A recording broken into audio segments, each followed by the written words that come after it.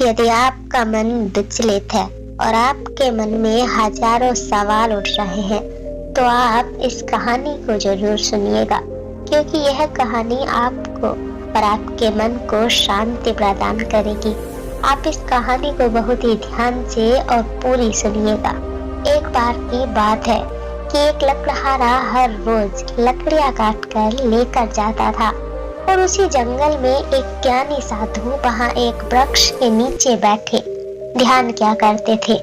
वे हर रोज उस लकड़हारे को लकड़ियां लेकर जाते देखते थे।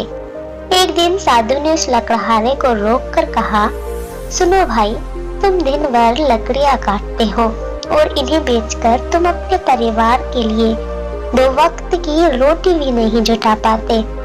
तुम जरा जंगल में थोड़ा आगे क्यों नहीं जाते? जंगल में थोड़ा आगे जाओ, वहां पर चंदन के वृक्षों का घना जंगल है।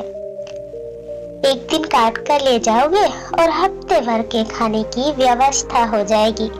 उस गरीब लकड़हारे को विश्वास ही नहीं हुआ, क्योंकि वह सोचता था कि जितना वह जंगल को जानता है उतना कोई नहीं जानता। जंगल में लकड़ियां काटते काटते ही तो उसकी पूरी जिंदगी गुजर गई। यह साधु तो इस पेड़ के नीचे बैठा रहता है, इसको क्या खाक पता होगा जंगल के बारे में?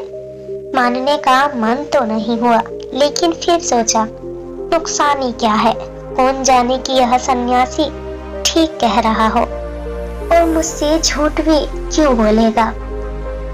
एक बार प्रयास कर लेते हैं। साधु की बात पर विश्वास करके वह लकड़हारा जंगल में आगे की ओर चला गया और जब उसने वहां जाकर देखा तो वह आश्चर्यचकित रह गया कि वह सन्यासी तो सही कह रहा था।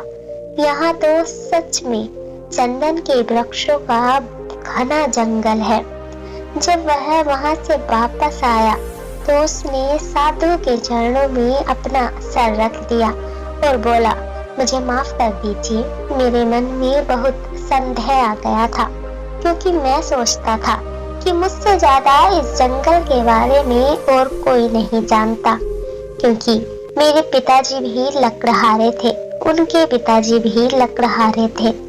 हम इसी जंगल में लकड़ियां काट काट कर ही अपने परिवार का और अपना गुजारा करते हैं।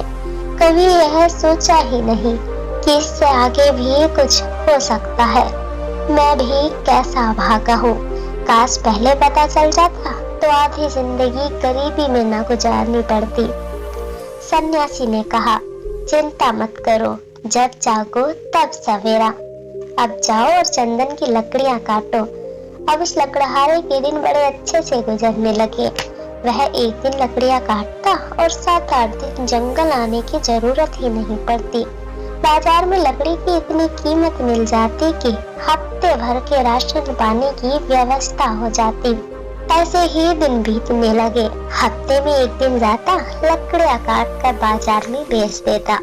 ऐसे ही काफी समय बीत गया। एक दिन जब लकड़हारा लकड़ियां काटने जा रहा था तो सन्यासी ने उस लकड़हारे से कहा, तुम जब से चंदन की लकड़ियां ही काट रहे हो, आगे नहीं गए? तुम्हारे मन में ये सवाल नहीं आता कि इससे आगे भी कुछ हो सकता है? वह लकड़हारा बोला, यह तो मेरे मन में सवाल ही नहीं आया कि चंदन के आगे भी कुछ हो सकता है। साधु ने कहा, चंदन के आगे जाओ, वहाँ चांदी की खदान है। लकड़ियां काटना छोड़ो, एक दिन ले जाओगे 2-4 महीने के राशन पानी की व्यवस्था हो जाएगी। जब वह चंदन से आगे गया तो वहां देखकर हैरान हो गया। वहां तो सचमुच एक चांदी की खदान थी। वह खुशी से उछलने लगा। अब वह लकड़हारा 4-5 महीने में एक बार आता और अगले 4-5 महीने आराम से रहता। एक दिन जब लकड़हारा चांदी लेने जंगल जा रहा था तब साधु ने फिर लकड़हारे से कहा, थोड़ा और आगे जाओ, वहाँ सोने की खदान है। जब लकड़हारा चांदी की खदान से थोड़ा आगे गया तो उसने देखा कि वहाँ सचमुच सोने की खदान थी। इतना सोना था कि जो उसकी पूरी जिंदगी बदल सकता था। अब लकड़हारा एक बार सोना ले जाता और साल भर तक जंगल ही नहीं आता। अब उसकी जिंदगी बड़े ही आराम से गुजर रही थी। ऐसे ही कुछ साल गुजर गए। सालों बाद जब लकड़हारा फिर जंगल की ओर जा रहा था तो साधु ने फिर उस लकड़हारे से कहा, तुम कभी जागोगी भी या नहीं, या मुझे ही तुम्हें हर बार जगाना पड़ेगा। तुम्हारे मन में कभी सवाल नहीं उठता, तुम्हारे मन में कभी ये जिज्ञासा नहीं होती कि इससे आगे भी कुछ हो सकता है? लकड़हारे ने कहा, मैं भी मंदबुद्धि हूँ, मुझे कभी ये सवाल ही नहीं आया कि सोने से आगे भी कुछ हो सकता है, और इससे बड़ा और क्या ही होगा। फिर साधु ने कहा, अरे भोले नादान इंसान, सोने की खादान से आगे जा, वहां तुझे हीरे की खादान मिलेगी। जब वह हीरे की खादान देखता है तो वह आश्चर्यचकित हो जाता है। वहां तो सचमुच हीरे की खादान थी। अब तो वह एक बार हीरे ले जाता और कई सालों बाद वापस जंगल में आता। समय बीतता गया और अब लकड़हारा भी बूढ़ा हो गया था। एक दिन जब लकड़हारा जंगल से हीरे लेकर वापस आ रहा था तब उसी पेड़ के नीचे फिर से वही साधु मिले। साधु ने कहा, अरे नादान, अब भी तो हीरो में ही रुक गया। अब लकड़हारे में बड़ा घमंड आ गया था। वह बड़ा धनी हो गया था। उसने बड़े घमंड के साथ कहा, अब छोड़ो भी, अब तो मुझे परेशान मत करो, हीरे के आगे भी भला कुछ हो सकता है। उस साधु ने कहा, हीरे के आगे मैं हूँ। क्या तुझे कभी ये ख्याल नहीं आया कि यह व्यक्ति यहाँ मस्त बैठा है और इसे हीरो की खादान के बारे में भी पता है और वह हीरे नहीं भर रहा। इसको हीरे से भी बड़ा और बहुमूल्य कुछ मिल गया है, तभी तो यह यहाँ निश्चित बैठा हुआ है। क्या तुझे यह विचार कभी नहीं आया? उस साधु की यह बातें सुनकर वह लकड़हारा रोने लगा और साधु के पैर पकड़कर कहने लगा कि मैं भी कैसा मूर्ख हूँ कि मैंने कभी सोचा ही नहीं कि जिसने सोना चांदी हीरे जवाहरात छोड़ दिए उसके पास हीरो से भी बहुमूल्य कुछ होगा। मैं जानना चाहता हूँ आपके पास वह कौन सा धन है जिसके सामने दुनिया की यह दौलत बहुत छोटी है। लकड़हारे की बातें सुनकर साधु कहते हैं कि यही तो मैं तुम्हें बताना चाहता हूँ। उस धन का नाम है ध्यान। लकड़हारे ने कहा, लेकिन मुझे तो ध्यान करना ही नहीं आता।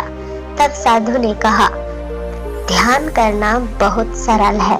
बाहर का धन तो बहुत इकट्ठा कर लिया, अब भीतर की ओर देखो और आराम से बैठ जाओ और फिर देखो कि तुम्हारे अंदर क्या चल रहा है। अगर कोई अनुभव हो तो उसे पकड़ो मत, बस उसे देखो। हो सकता है तुम्हें परमात्मा मिले, लेकिन तुम्हें उन्हें भी पकड़ना नहीं है। तब तक देखते रहो जब तक तुम्हारे मन के सभी विचार शांत ना हो जाएं। मगर ध्यान रहे, जबरदस्ती किसी भी अनुभव को करने की कोशिश मत करना। विचारों को खत्म करने का प्रयास कभी मत करना। जब कोई अनुभव और विचार ना रहे तब तुम पूरे मन से समाधि में लीन हो जाओगे।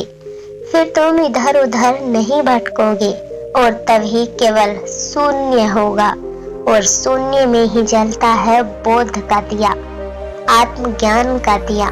ध्यान करने के लिए सबसे महत्वपूर्ण है धैर्य। आपके भीतर इतना धैर्य होना चाहिए कि घटना आज घटे या कई वर्ष बाद, आप ध्यान करने के लिए हमेशा तैयार रहो। ध्यान वो परम शक्ति है जो मन को शांति प्रदान करती है। यदि मनुष्य हर रोज सुबह 15 मिनट, 20 मिनट, हो सके तो 1 घंटा ध्यान करे तो उसका पूरा दिन बहुत अच्छा गुजरता है और उसका मन उसके बस में रहता है। ऐसी ही भगवान बुद्ध की कहानियाँ देखने के लिए हमारे चैनल को सब्सक्राइब और साथ में बेल आइकन को प्रेस जरूर करें ताकि आपको हर वीडियो का नोटिफिकेशन मिले। Thank you for watching.